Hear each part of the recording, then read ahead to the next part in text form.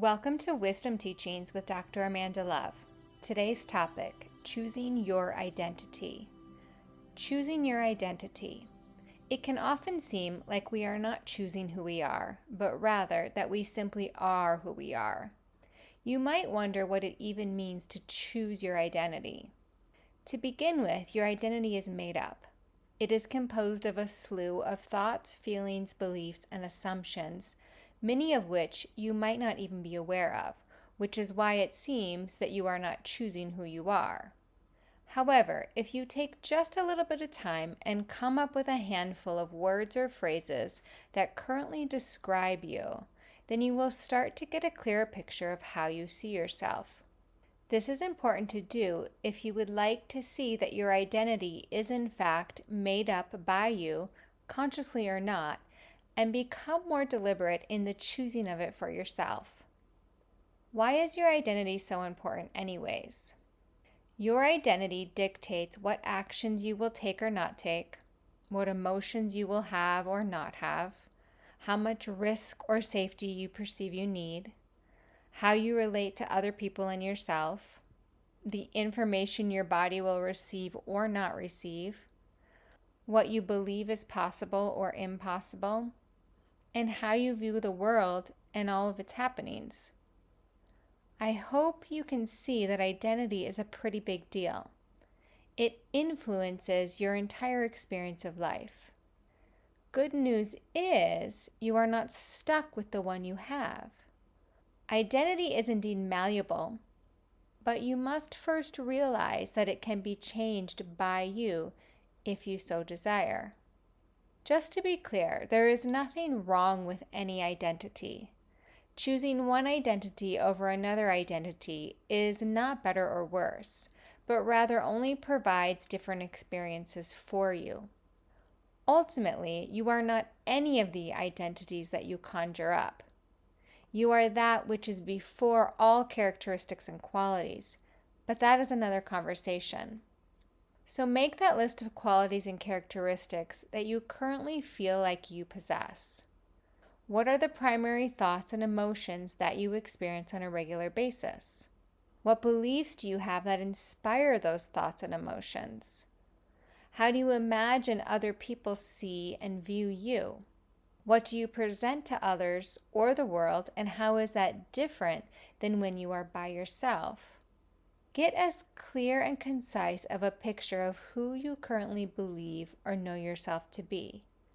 Now ponder if there is any way in which you would like to experience something that you are currently experiencing differently. Would you like to feel different, see yourself differently, relate to others differently, have different opportunities, feel different in your body, make more money, have more impact on others? If the answer is yes, then it begins with a shift in identity. We can't experience anything differently until we first become different. Now that you've gotten clearer on who you currently are, you must also create what you would like your new identity to be. If you came up with some ways in which you would like to experience life differently, then you must ask yourself, who would I need to be in order to have those experiences? What type of person would experience life in the ways that you want to experience it? Write down whatever those characteristics, qualities, thoughts, and emotions are for someone who would experience what you desire to experience. Then notice the gap between your current sense of self and the sense of self you need to have in order to experience life in these ways.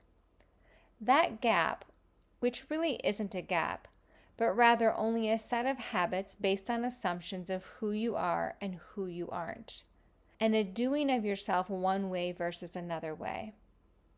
To bridge the non-real gap, we must do, feel, and think ourselves like the version of ourselves that we now desire to experience. We must break the habits of our previous self by laying down the habits of our next self. This is where people often drop the ball because it takes work. It will take energy, determination, and discipline in order to make the shift because your old way of doing yourself is effortless, routine, and predictable. It takes very little energy. Building a new self is like a baby building its body. It takes a ton of energy. In a way, you do become like a baby again. You are learning and laying down patterns that you have not learned or laid down before. There will be uncertainty or lack of clarity, and a sense like you don't know where you are going or how to get there. That is all normal. You don't know yet because you haven't traversed this terrain before. If you already knew, then it wouldn't be a new version of you. As always, your desire is the guiding light. The more clear you are in your desire of what you want to be now, the more clear the path will seem to you, even if you don't know what direction is up or down or right or left. Turning the light up on your desire is also your source of energy. Without desire, we don't feel much motivation to create or bring new things to light. With desire, we are lit up. We are motivated, inspired, and take action in the direction of our newfound dreams.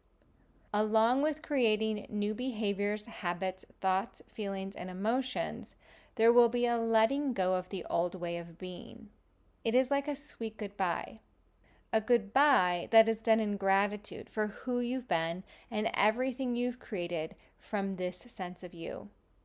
It's kind of like selling a car you really love, but you know it's time for an upgrade because the old one just can't do all the things you need it to do anymore. You want to have new experiences, so it's time for an upgrade. It's time for a change. We are, by our very nature, creators. We are the source of our creations. How do you want to play with the toys in your sandbox today?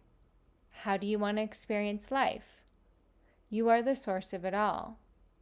Turn the light up on yourself, see who you are now, and create who you need to be in order to experience life how you desire to in this moment.